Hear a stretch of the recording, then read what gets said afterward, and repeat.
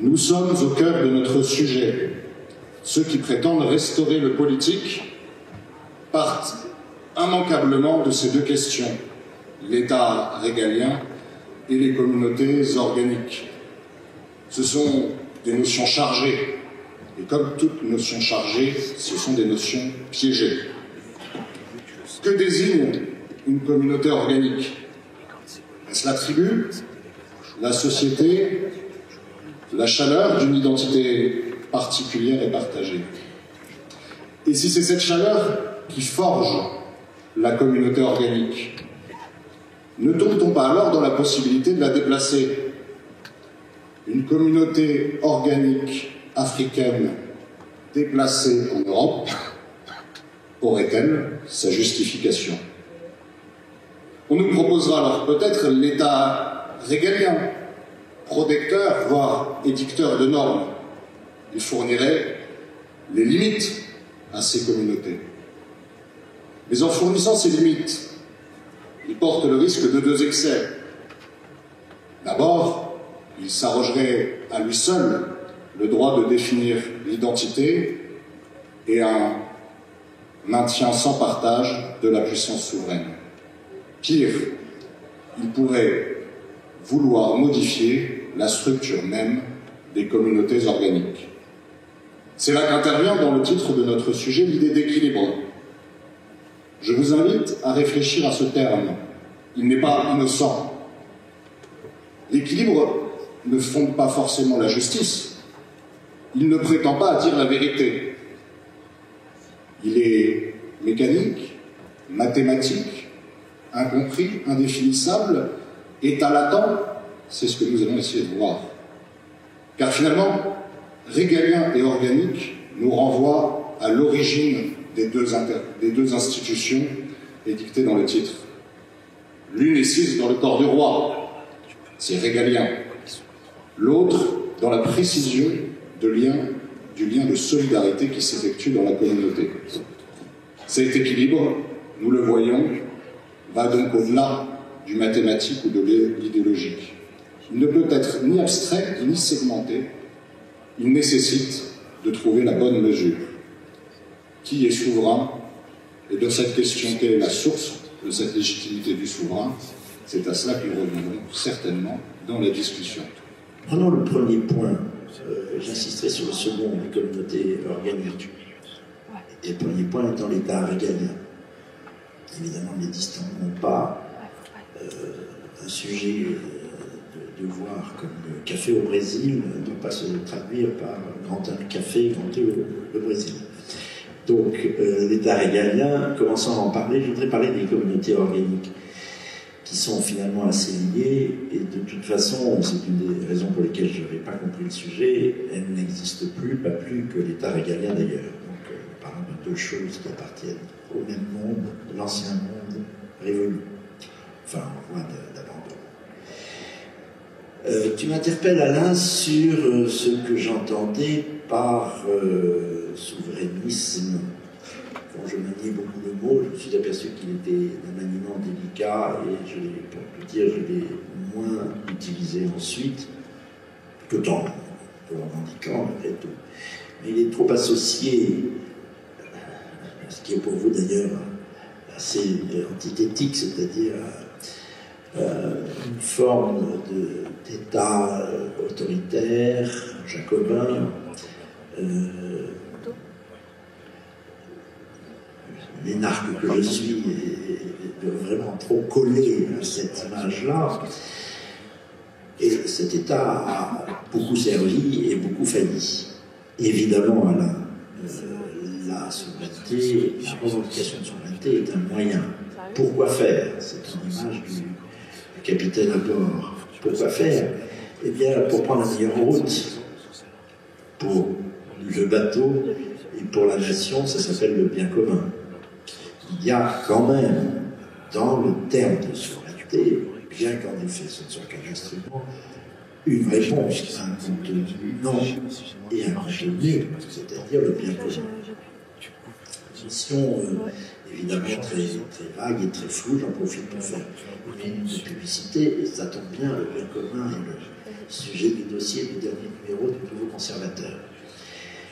En route dans cette salle, comme on dit au cinéma. Alors, il se trouve quand même que cette affaire de bien commun n'est pas secondaire. Pendant très longtemps, alors c'est complètement perdu de vue tout cela, je pense que ça ne reviendra pas. Le service du bien commun, la politique était un service du bien commun. Ça, c'est le schéma traditionnel qui est inclus dans le schéma souverainiste. Consiste en effet à servir le peuple, non seulement par une politique menée pour le peuple, c'est la dialectique royale en fait, mais directement par l'élection ou indirectement par, je dirais, l'affection par le peuple. Et évidemment, on ne pense pas, pour te répondre là encore, Alain, à la défense d'une souveraineté qui ne serait pas populaire, directement ou indirectement. Mais ça, c'est un très vieux schéma, et c'est la raison pour laquelle, enfin, tu reviens à la question de la souveraineté, tu as raison, mais c'est la raison pour laquelle je mets de côté, d'une certaine façon, le souverainisme. Je ne me récuse pas, j'en fais pas un usage aussi abondant que Michel Onfray, par exemple, qui, 25 ans après que j'ai lancé le terme, j'avais placé dans la bouche de quelques personnages pour lesquels je travaillais, comme Philippe Séguin ou Jean-Pierre Chevènement ou Philippe de Villiers,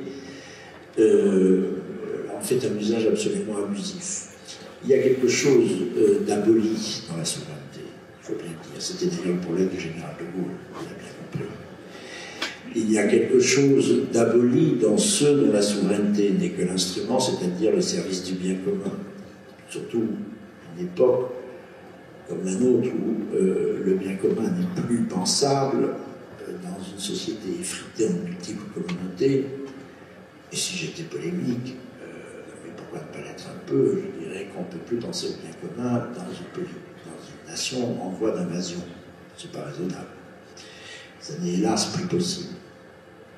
La dialectique se déplace. Et c'est pour ça que je voudrais dire un mot sur les communautés organiques, qui elles aussi ont disparu. Il faut penser à la disparition, au fond, des deux termes du sujet qui nous est proposé. Communauté organique, c'est à la fois, comme disait Ferdinand Tönnies, le sociologue allemand, Gemeinschaft et Gesellschaft, c'est-à-dire les communautés naturelles, la famille, la tribu, le village, la province.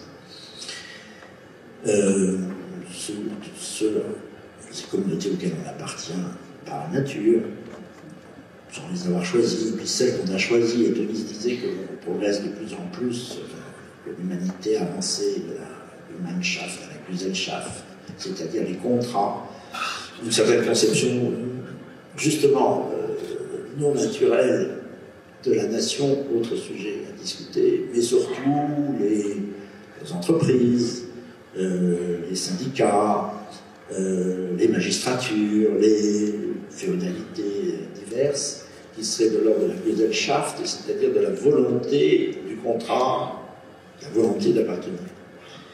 Mais à bien y regarder, tout ça s'est effacé. Alors, à commencer par la famille, pulvérisée, minutieusement pulvérisée. Finalement, même si tout le monde n'est pas d'accord avec ce que je dis, à partir de la légalisation de l'avortement. Bien, et tout ce que ça a entraîné. Ensuite, puisque l'enfant est constitutif de la famille, de toute façon, et que jouer avec cela, c'était déjà pulvériser la famille. Et tout ce qu'on avait ensuite, jusqu'à la GPA, etc. Et d'une parfaite logique, hélas. Les villages, je vis dans un village de 425 habitants, il n'y a plus à proprement parler de solidarité villageoise. On sort de chez soi pour prendre sa bagnole et aller au Super U à 10, puis 15 ou 20 km, ou chez le médecin qui est à 30, 40, 50, 60 km et ne cesse pas de s'éloigner. Et puis la communauté villageoise, elle a disparu.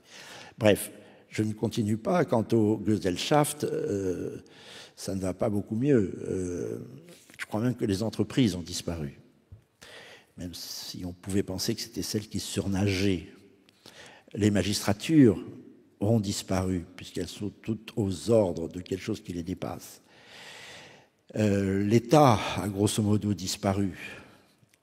Je ne peux pas dire que ce qui passe aujourd'hui pour le gouvernement, qui ne se soucie même plus de servir un bien commun, quel qu'il soit, je suis tout à fait d'accord avec ce que disait tout à l'heure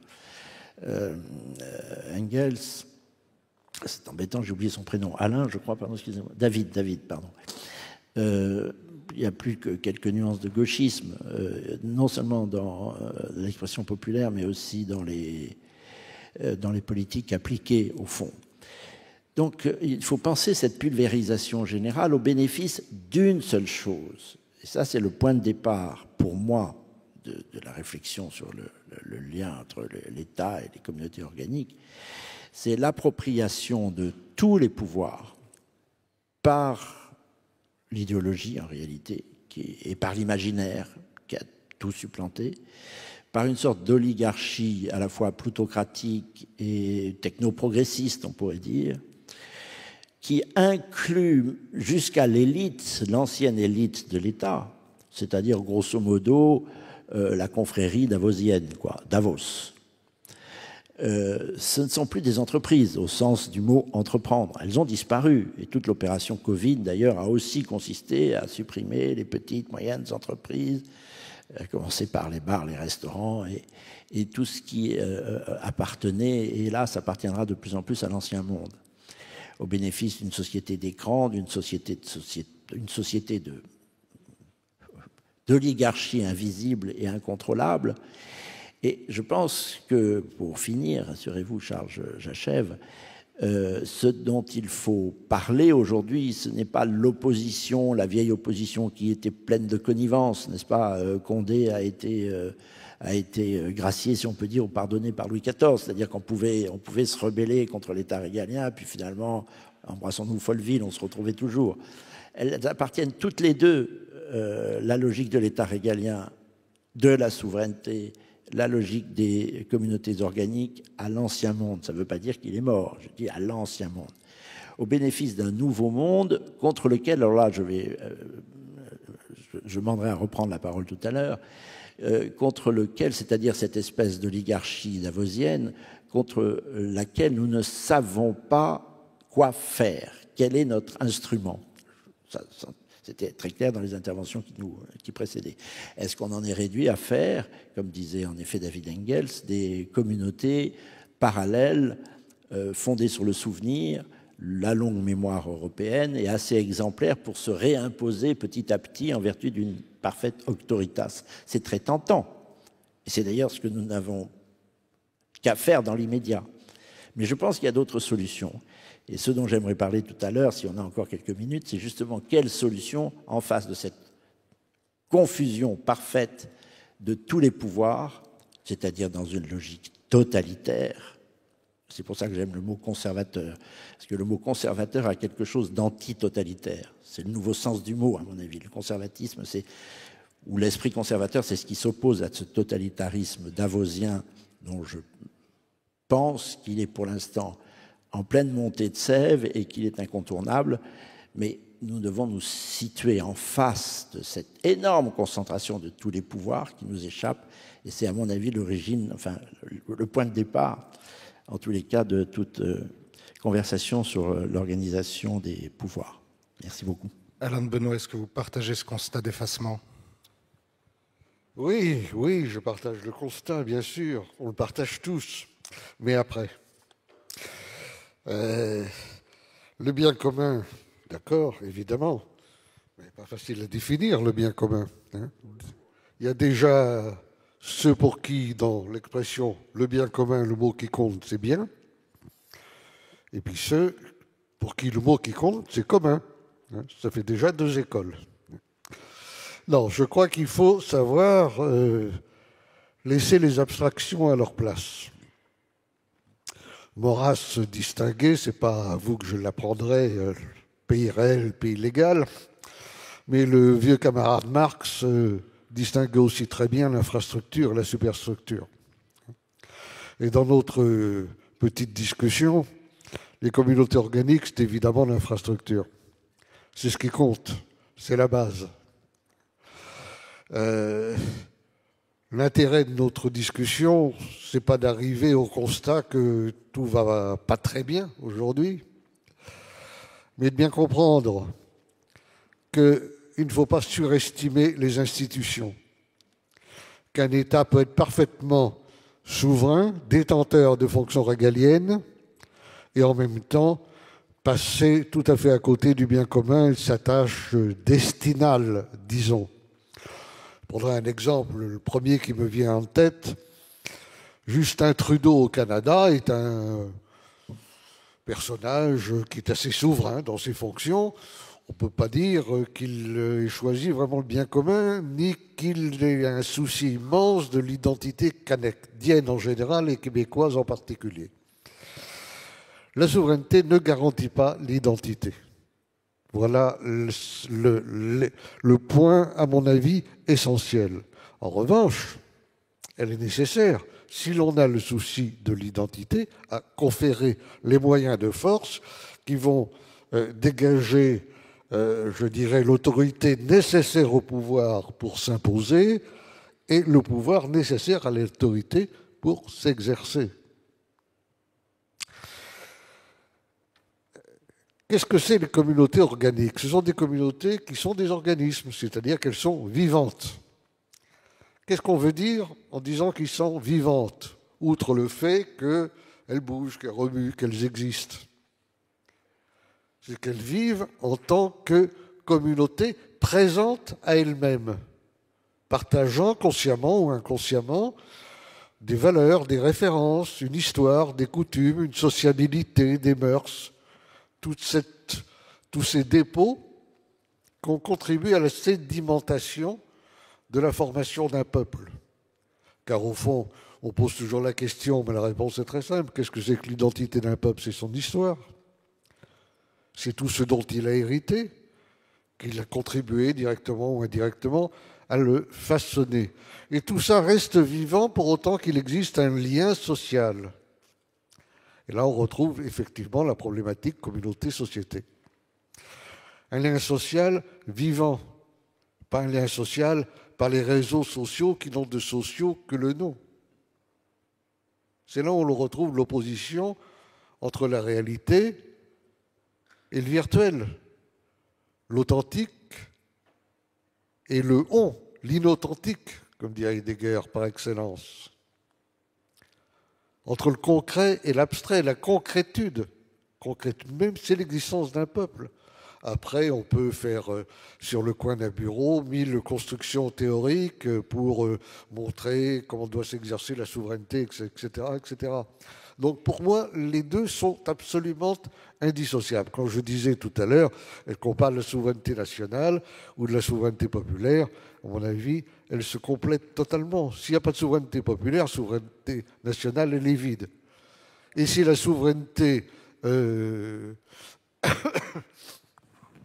l'autre n'existe pas, c'est une autre manière de vide. Alors, je voudrais en terminer, je vois que le temps passe un petit peu, je voudrais passer un peu de coq à l'âne parce qu'il y a un sujet qu'on aborde beaucoup dans les milieux souverainistes, qui sont les privations, les transferts, les disparitions de souveraineté. La souveraineté se perd, notamment la souveraineté nationale, et elle disparaît dans une sorte de trou noir, donc on ne connaît pas très bien l'emplacement ni la géographie. Nous sommes dépossédés de notre souveraineté, ça s'entend souvent dire, et c'est vrai. Mais je dirais que je suis un peu frappé de la façon dont les souverainistes désignent comme responsable de ces dépossessions de souveraineté presque exclusivement Bruxelles, la Commission européenne, l'Union européenne, etc. C'est-à-dire cette dépossession qui fait que l'on a enlevé aux différentes nations, aux différents États, le pouvoir de décider souverainement, effectivement, de leurs lois. C'est là une source, effectivement, très préoccupante de dépossession de souveraineté. Mais ce n'est pas la seule.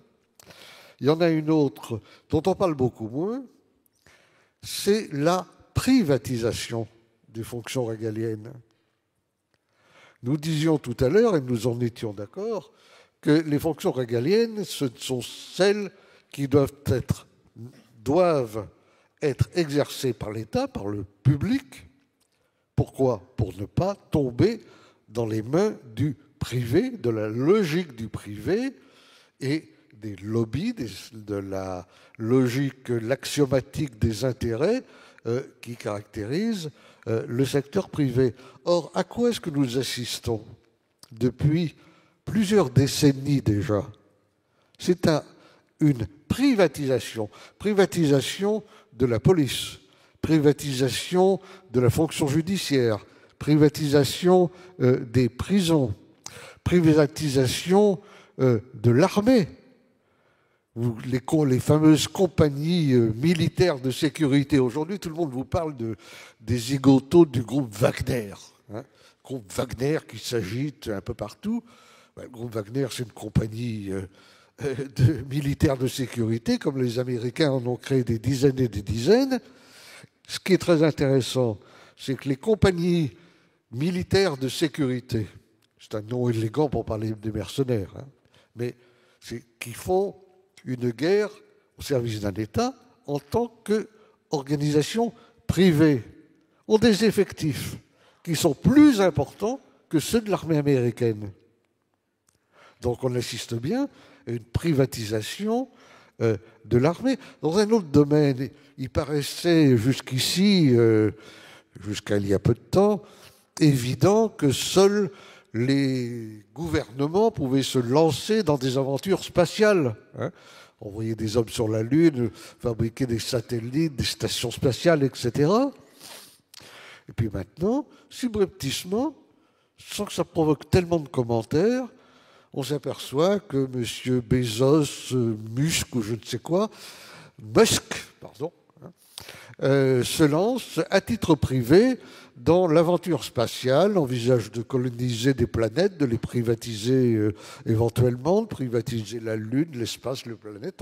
On est dans une espèce de fuite en avant mirobolante qui montre, mais qui fait partie intégralement de la privatisation du régalien.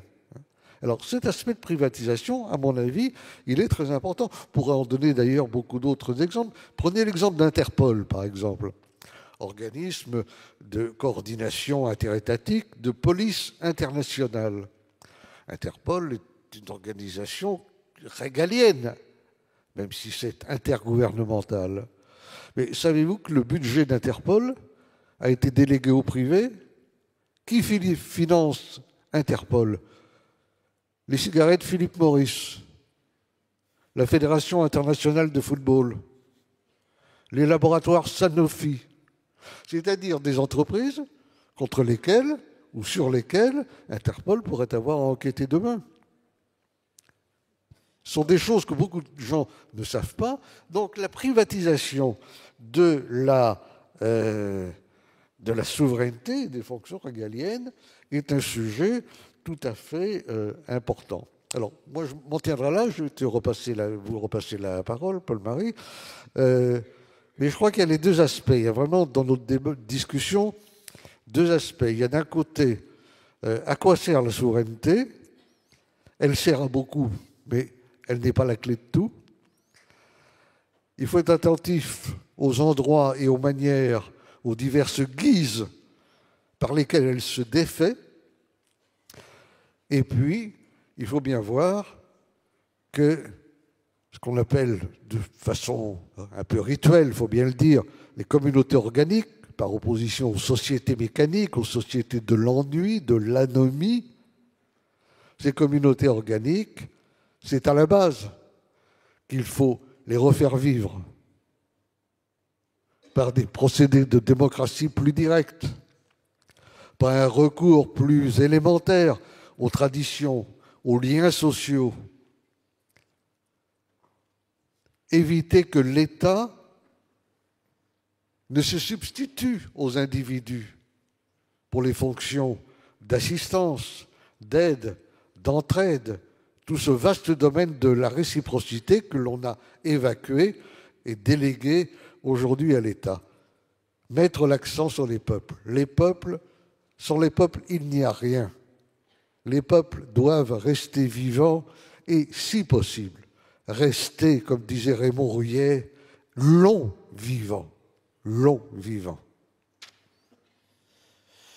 Bon, alors il y a un aspect dramatique dans tout ça. Je m'aperçois que Décidément, les mots comptent beaucoup et nous nous connaissons depuis longtemps, Alain, et nous ne nous comprenons pas parce que vraiment tu réduis ce que j'ai entendu par souverainisme à très peu de choses, et même un oripeau un peu rachitique. Nous ne sommes plus dans les années 90.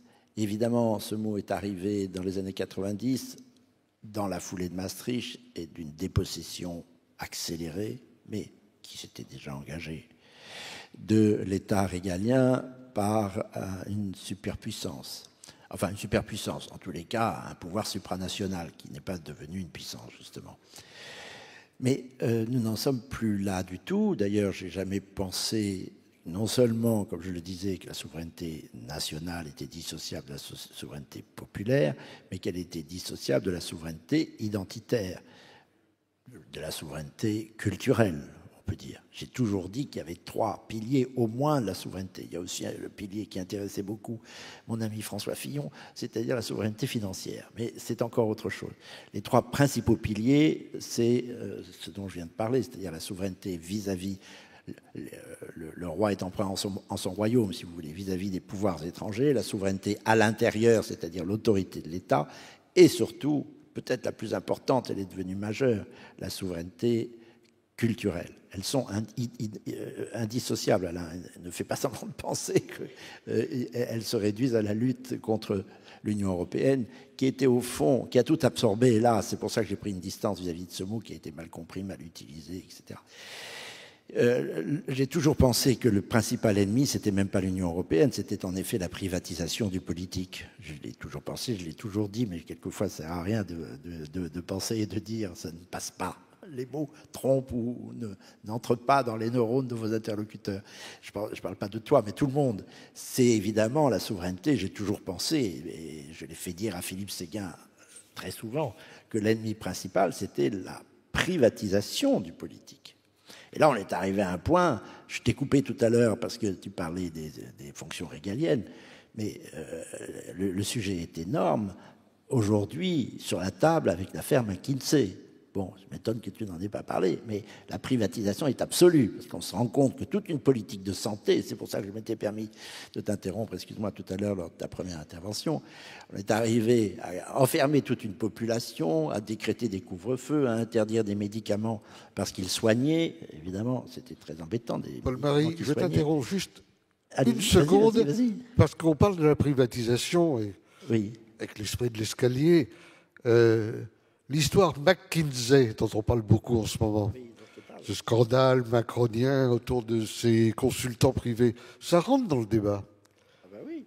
Ce sont des consultants de firmes privées qui, moyennant finance, ils sont bien remplis les poches, font un travail, dans certains cas, à portée stratégique, qui devrait être le fait des seuls hauts fonctionnaires français.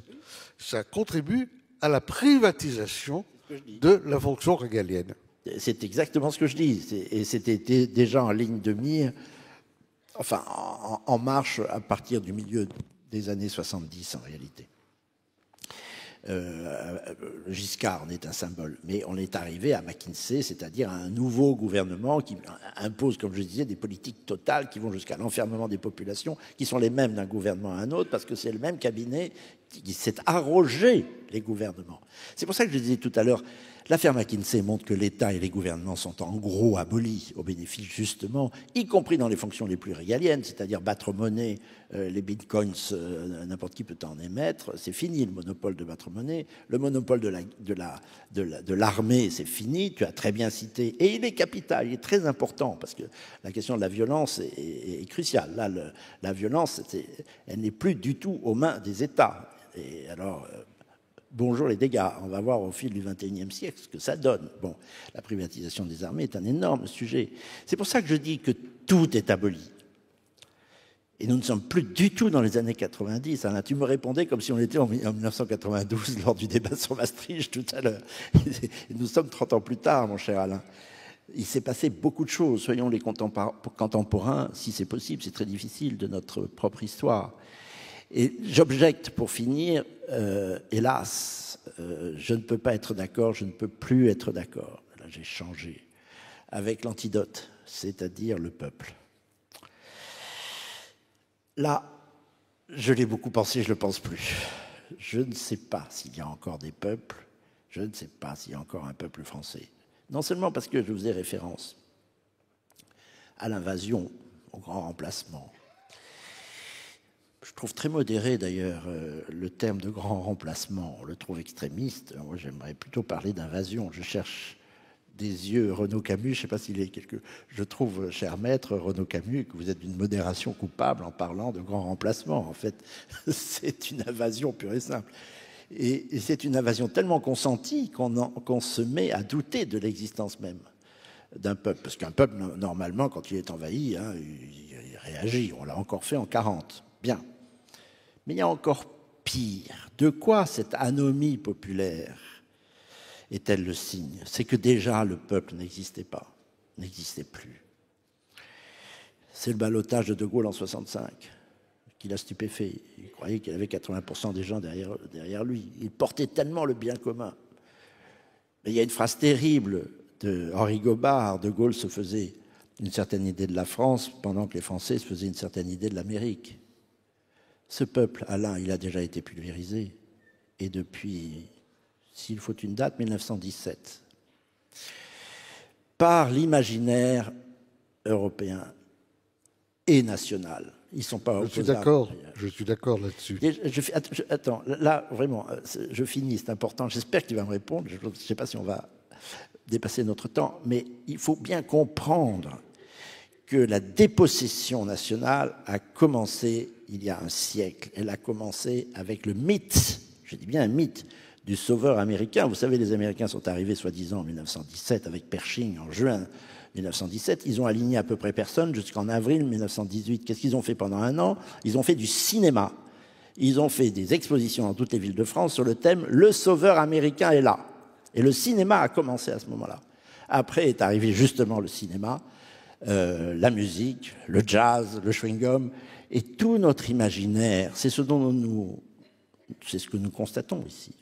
Tout notre imaginaire a été confisqué par l'imaginaire américain. C'est pour ça que je dis, je répète, je l'ai encore dit hier après-midi avec quelqu'un dont le nom est désormais très connu, Éric Zemmour. Je lui ai dit, tu te trompes de cible. C'est pas la migration simplement qui a détruit le peuple, parce qu'il est détruit. Il ne sait plus du tout qui il est. Regardez les jeunes. Enfin, j'en connais suffisamment pour voir que le déracinement est achevé. Il a été achevé peut-être dans les dernières années, mais il a commencé il y a plus d'un siècle. Et le vrai sujet, c'est les États-Unis. C'est la colonisation culturelle américaine. C'est cela dont il faut prendre conscience. Et à partir du moment, là je conclus, où je crois qu'il n'y a plus d'antidote populaire parce qu'il n'y a plus de peuple, il faut réfléchir, comme le faisait David Engels tout à l'heure, à d'autres ripostes. Alors, il y a la riposte aristocratique. Il n'a pas dit le mot, mais c'est ce que j'ai en tête, c'est-à-dire ce que nous faisons ici.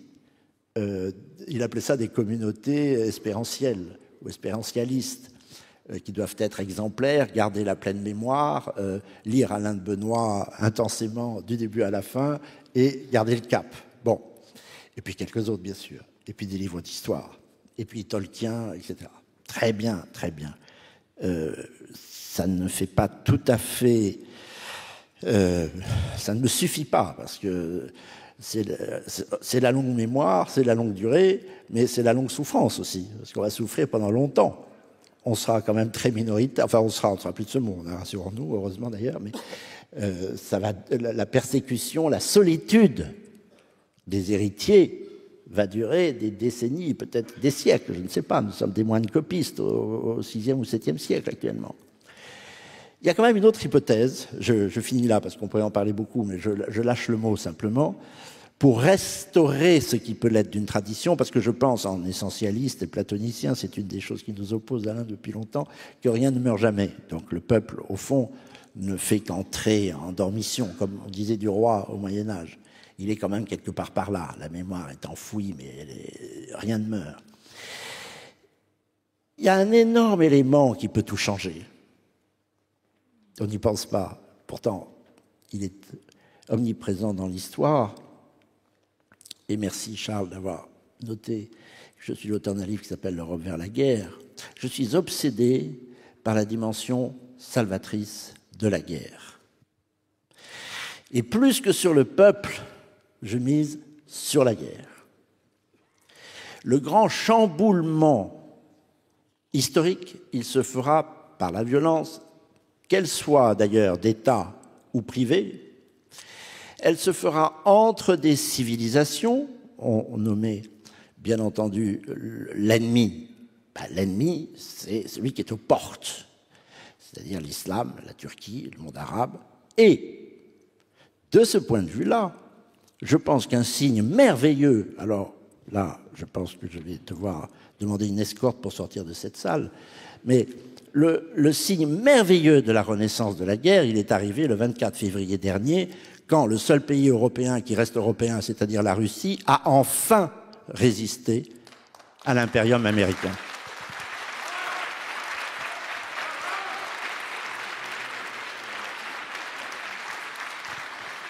Bon, c'est toujours à la fin que les débats se passionnent.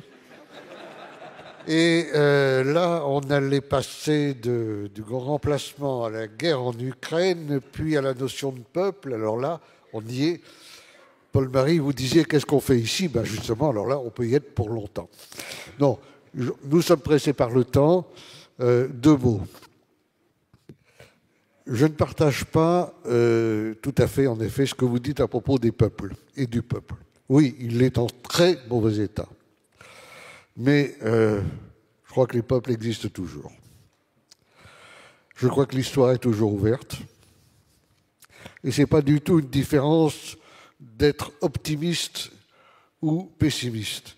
Moi, je ne me pose jamais ce genre de questions. Bernanos, je crois, disait que les optimistes sont des imbéciles heureux et que les pessimistes sont des imbéciles malheureux.